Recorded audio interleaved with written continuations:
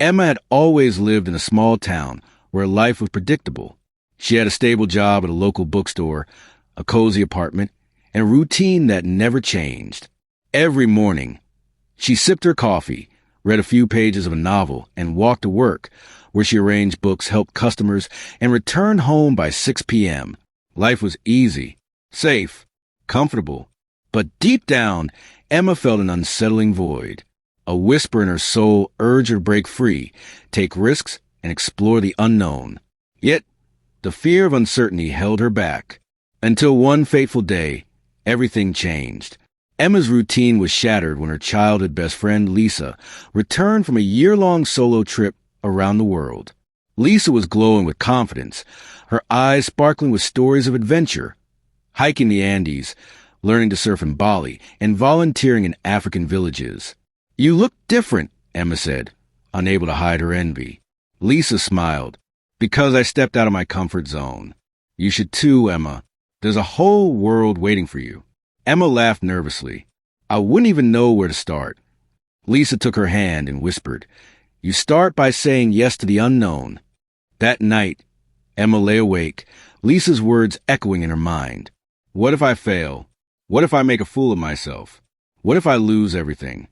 Her comfort zone had become a prison, and fear was its strongest lock.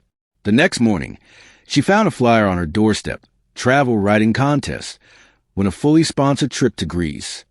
Her heart pounded. She had always loved writing, but never shared her work. Could this be the sign she needed? She almost tossed the flyer aside, but a voice in her head whispered, "Say yes." For the first time in years, Emma did something terrifying yet thrilling. She submitted her story. Days turned into weeks, and just when she had given up hope, an email arrived. "Congratulations, you won a trip to Greece." Excitement turned into panic. She had never traveled alone, never left her safe little world.